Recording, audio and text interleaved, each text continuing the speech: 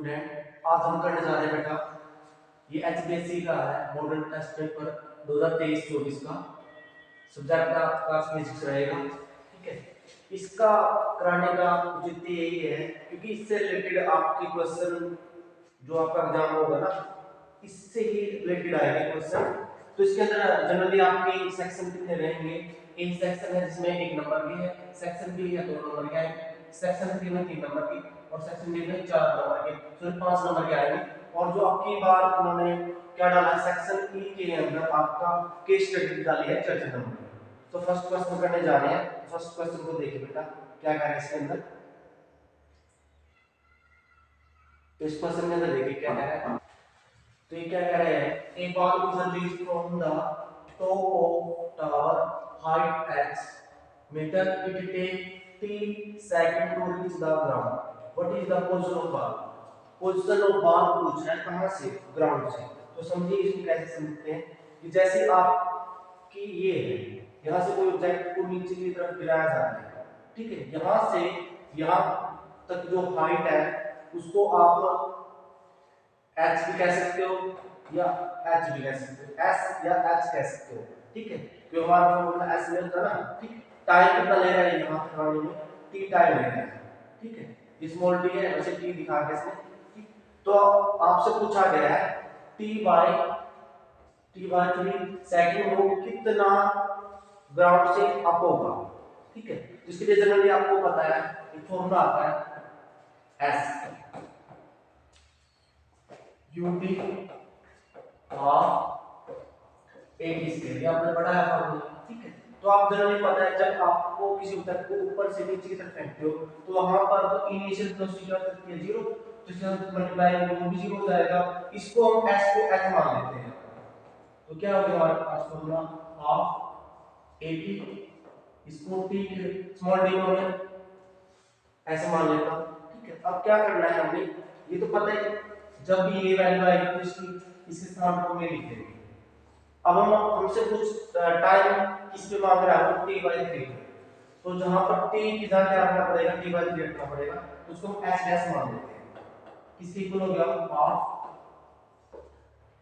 t की जगह क्या हो जाएगा, t/3 का स्क्वायर करना। तो s डैश क्या आ जाएगी, हाफ t का स्क्वायर किया हमने ऐसे और 3 का स्क्वायर करो तो 9 आ जाएगा, ठीक है। तो आपको पता ही है जनरली ये क्या है हमारे पास, ये h तो है हमारे पास, ये क्या है h है और 9, क्योंकि हमने इस यहां से बदल दिया ना, हाफ a t स्क्वायर, ये तो हमने h बनाना हुआ है। तो हमारे पास कितना आ गया, h/9 आ गया, ठीक है। h/9 आ गया। तो आपको पता है कंप्लीट कितना हमारा h है। तो यदि h में से हम h/9 घटा दें, क्योंकि कंप्लीट यहां से यहां तक की डिस्टेंस h है, तो घटा कर क्या आएगा, आंसर लेते हैं तो कितना आ जाएगा जनरली हमारे पास, तो ये आ जाएगा ये आंसर। तो आपका आंसर कौन सा हो जाएगा, ये आंसर हो जाएगा। नेक्स्ट पे चलते हैं। इस क्वेश्चन के अंदर क्या है, a body is moving in a circular path, complete one revolution in 4 second, what is the displacement of body. Body की डिस्प्लेसमेंट क्या होगी, ठीक है। एक रेवोल्यूशन कंप्लीट करती है सर्कुलर में, आपको पता है जिसमें सर्कुलर बनाता हूं, स्टार्ट जैसे यहां से कोई बॉडी स्टार्ट करती है और ऐसे घूमकर वापस यहीं पर आ जाती है, तो इसकी इनिशियल वेलोसिटी और फाइनल वेलोसिटी क्या होगी, 0 होगी। तो इसमें हम डिस्प्लेसमेंट क्या कह सकते हैं, 0। तो आंसर क्या आ जाएगा, 0। नेक्स्ट पे चलते हैं बेटा। इस क्वेश्चन के अंदर क्या कह रहा है, a horizontal range is maximum when angle of projection with horizontal is। किसको पता है जब मैक्सिमम हो तो उसके अंदर जो डिग्री होती है वो कितनी होती है, 45 डिग्री। इसका डायरेक्ट आंसर है, ठीक है। फिर हम क्वेश्चन 4 में चलते हैं। क्वेश्चन 4 के अंदर क्या कह रहा है, तो समझिए calculate the net force required to give any automobile of mass. यानी मास हमने दे दिया, ठीक है, और एक्सेलरेशन भी दे रहा है। तो हमसे मांगा क्या, हमसे मांगा वो नेट फोर्स मांग रहा है। तो फोर्स का फॉर्मूला क्या होता है, F में m a, m होता है मास, a होती है एक्सेलरेशन। तो आपने m की वैल्यू क्या आएगी, इतनी है, और एक्सेलरेशन क्या है 4.5, इसका डेसिमल को हम करते हैं तो इससे ये कट जाएगा। तो आप इन दोनों की मल्टीप्लाई करोगे, इसकी मल्टीप्लाई इसके साथ कर दोगे, ये मतलब पॉइंट यहां से काट ऐसे कर देगा। तो जब इसकी मल्टीप्लाई करोगे तो आपका आंसर क्या आ जाएगा, ये आ जाएगा। ठीक है, ये आंसर सी हो जाएगा इसका। नेक्स्ट चलते हैं क्वेश्चन नंबर 5 पे। ठीक है, तो आपको पता है फ्रिक्शन इज एन, फ्रिक्शन क्या है बेटा, आपका इसमें आंसर हो जाएगा अपोजिटिंग फोर्स। ठीक है, नेक्स्ट क्वेश्चन पे चलते हैं आपका 6, what is not unit of work, work की यूनिट नहीं है। ठीक है, क्या कह रहा है, what is not the unit of work, work की नहीं है।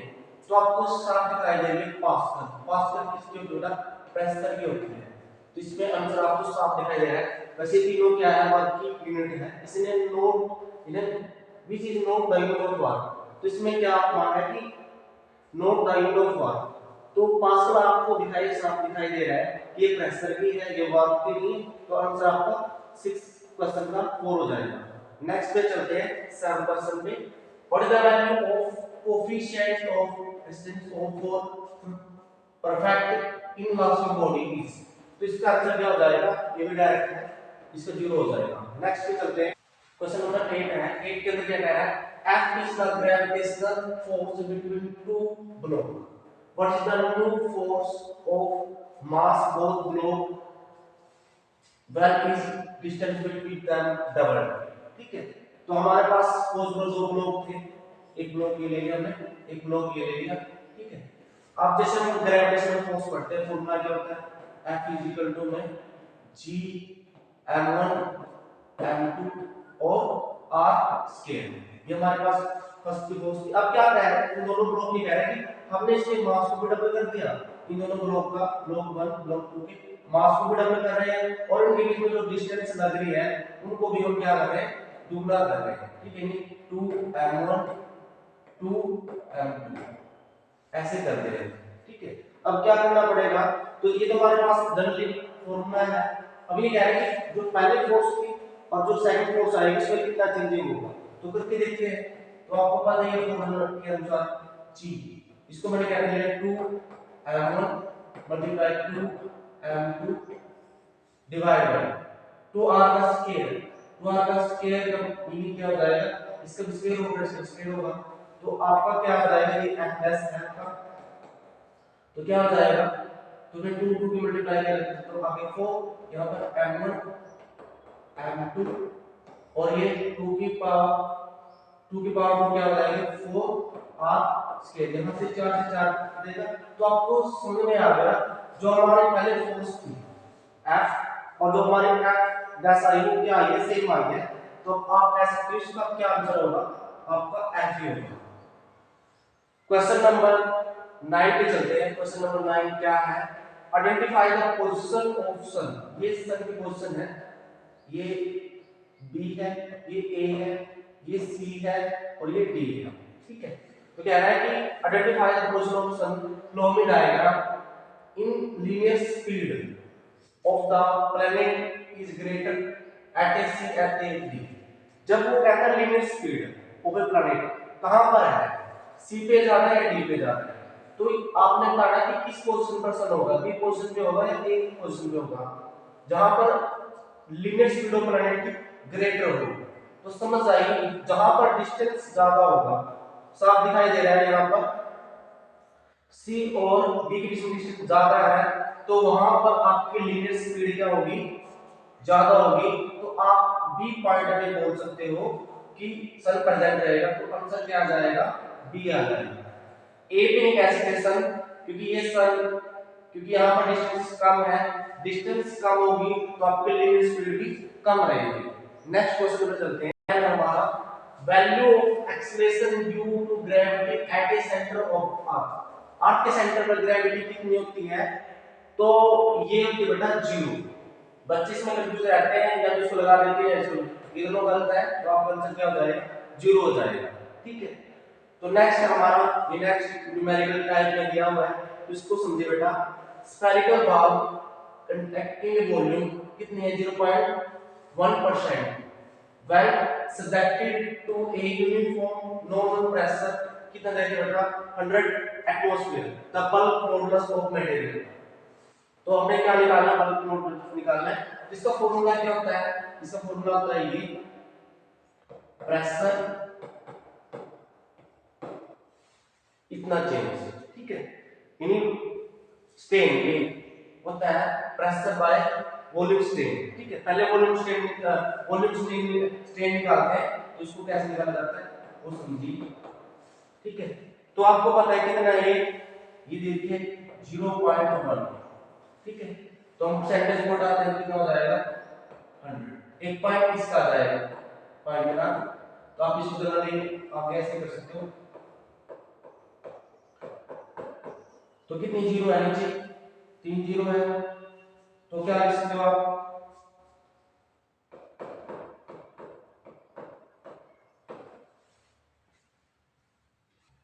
देखिए बेटा यहां तक कर दिए, माइनस आएगा ऊपर लेके जाएंगे ना, तो माइनस हो गया, इन्हें हमारे पास ये वैल्यू आ चुकी है।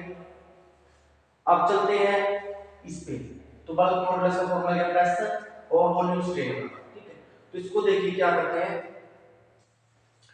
तो आपको ये कितनी है आपका प्रेशर 100 एटमॉस्फेयर, तो इसको लिख लेते हैं 100 और इसकी वैल्यू एटमॉस्फेयर प्रेशर की 1.01 10 टू द पावर 5, और नीचे जो हमारा आंसर आ रहा है ये इसकी वैल्यू कितनी आएगी, ये आएगी, तो ये लिख लेते हैं, ठीक है। तो आपको पता ही है, इसको ऊपर लेके जाएंगे, ऊपर लेके जाएंगे तो पहले आपका 10 टू द पावर 2 पहले, 10 टू द पावर 5 पहले, और ऊपर लेके 3 हो जाएंगे। तो आपको जनरली मैं ऐसे ले गया ऊपर 1.01, ठीक है। तो इसको सम किया तो 5 में 2 जोड़ा 7 और 7 में 3 जोड़ा 10, तो 1.01 और 10 टू द पावर 10 आ रहा है, ठीक है। तो ये आप यहां से समझ सकते हो। तो हमारे पास कहां दिखाया जा रहा है आंसर, ये दिखाया जा रहा है, तो इसका आंसर ये होगा। नेक्स्ट क्वेश्चन पे चलते हैं, देखिए stress is directly proportional to strain, this is किसके अंदर आता है, तो आपको समझ में आ रहा है ये हुक्स लॉ आएगा, क्या आएगा हुक्स लॉ आएगा। क्वेश्चन नंबर 13 है, उसके अंदर क्या कह रहा है, if the rate of flow of liquid through a horizontal pipe of length l है, radius r है, ठीक है, what is the rate of flow of liquid if length and radius is double। भाई रेडियस को क्या कर दिया है बेटा, क्या वो पूछ रहे कितनी होगी हमारे पास, क्या होगा, तो क्या का आपका जनरली फॉर्मूला क्या रहेगा, तो क्या का फॉर्मूला क्या रहेगा बेटा, इसके अंदर ये फॉर्मूला रहेगा, ठीक है। आर क्या इसमें रेडियस है और एल इसमें लेंथ है। तो उसने ये कहा कि हम लेंथ को भी डबल कर रहे हैं और रेडियस को भी डबल कर रहे हैं, तो उसके में क्या चेंजिंग आएगा, हम क्या डैश निकाल लेते हैं इस फॉर्मूले से, क्या डैश निकालते हैं, तो पाई पी, आर की वैल्यू क्या कर रहे हैं, डबल कर रहे हैं, यानी 2 आर की पावर 4, और इसी तरह 8 है, ये लेंथ कितने कर रहे हैं, डबल कर रहे हैं, ठीक है। तो आपको पता है क्या आएगा, क्या होता है आपका पाई, और इसको सोल्व किया आपने 2 की पावर 4 क्या हो जाएगी 16 हो जाएगी, r की पावर 4 ऐसे कैसे, ठीक है। इसको आपको पता ही है 12 रहेगी। अब मैं क्या करता हूं, ये ऐसे लिख सकते हैं इसको, 16 को बाहर निकाल लीजिए, आई पी r की पावर 4, इस 2 को बाहर निकाल देता हूं ताकि आप इसको समझ सकें, ये ऐसे इस टाइप से है। तो यहां से ये कटा तो 8 आ गया, तो जनरली ये चीज आपको साफ दिखाई दे रही है, ये क्या आपकी क्या है, क्या है क्या, तो आप कह सकते हो क्या डैश कितनी हो जाएगा 8 टाइम क्या, तो आंसर क्या आ जाएगा आपका, आंसर आ जाएगा आपका डी इन 4, ठीक है। आगे अगले वाले पे चलते हैं, इसका क्वेश्चन नंबर 14वां है वो भी पूछ रहा है वो what is the SI of latent heat of vaporisation. तो इसका आंसर क्या हो जाएगा, ये हो जाएगा। ठीक है, नेक्स्ट क्वेश्चन। तो ये देखो बेटा स्टेटमेंट वाले टू स्टेटमेंट आर गिवन, इसके अंदर बहुत ज्यादा कंफ्यूज रहते हैं बच्चे। एक में आपको एक्सप्रेशन दिया जाएगा, ठीक है, ए दी जाएगी और एक दो स्टेटमेंट दी जाती है। दो स्टेटमेंट में आपको देखना होता है कि पहले ऑप्शन में आपको स्टेटमेंट जैसे क्वेश्चन नंबर 16 के अंदर कह रहा है ना, तो जैसे वो आपने दो स्टेटमेंट दे रहा है, उन दो स्टेटमेंट को देखकर आपने बताना है कि दोनों क्या है, both are A R true, दोनों ट्रू है, और आर है वो ए को अच्छी तरह से एक्सप्लेन कर रहा है। ठीक है, बी ऑप्शन रहेगा आपका both A R true, A R true को है तो R is not explain of A. B option ये रहेगा। सी में क्या है, ए तो ट्रू है but R is false. D में ये रहेगा A is false R is also false. ठीक है, तो उसको समझना है बेटा। आप क्वेश्चन नंबर 15 के अंदर देखिए क्या कह रहा है वो,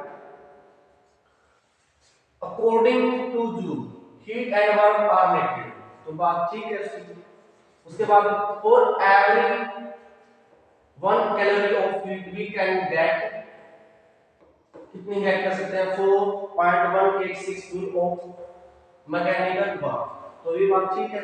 तो इसमें क्या कह रहा है कि ए आर क्या है, ट्रू है। ए आर क्या है, ट्रू है। ठीक है, आर किसका आंसर दे रहा है, एक्सप्लेन कर रहा है ए को। तो आपको ऑप्शन क्या हो जाएगा, क्वेश्चन नंबर 15 का ए हो जाएगा। ठीक है, नेक्स्ट क्वेश्चन है आपका क्वेश्चन नंबर 16। देखिए बेटा क्वेश्चन नंबर 16 के अंदर क्या करना है, इसके अंदर कैसे करना है, ए बी सी डी देते हैं, अपनी चॉइस देखनी है, स्टेटमेंट कैसी है कैसी नहीं है। देखो zeroth law thermodynamics give us the concept of energy. तो आपको ए ही स्टेटमेंट बता रही है कि क्या है, फॉल्स है, और फॉल्स किसके अंदर है बेटा, डी ऑप्शन में है। इसकी तरफ तो जाने की जरूरत नहीं, जब आपको साफ दिखाई दे रहा है कि zeroth law of thermodynamics give us the concept of energy. तो ये उस प्रश्न करने के अंदर देखिए क्या है, वही स्टेटमेंट देखिए, उसके अंदर भी आपने देखना है कि all small oscillations are simple harmonic in a nature oscillation। ठीक है, oscillation in nature। ठीक है, अगले में क्या कह रहा है, आर में oscillation of spring block system are always simple harmonic whether amplitude is small or large। तो इसके अंदर भी आपको साफ दिखाई दे रहा है कि जो ये स्टेटमेंट है ये तो हो नहीं सकती, simple oxidation are simple harmonic in nature. तो इसका जनरली क्या होगा, ए ही फॉल्स है, आर पर जाने की जरूरत नहीं है। ठीक है, नेक्स्ट क्वेश्चन आपका बेटा,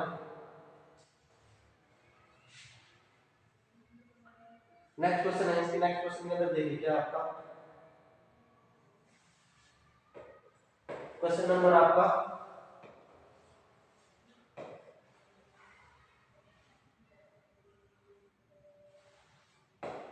क्वेश्चन नंबर 18 है। इसके अंदर देखिए बेटा क्या कह रहा है, इसके अंदर दो स्टेटमेंट दी गई है।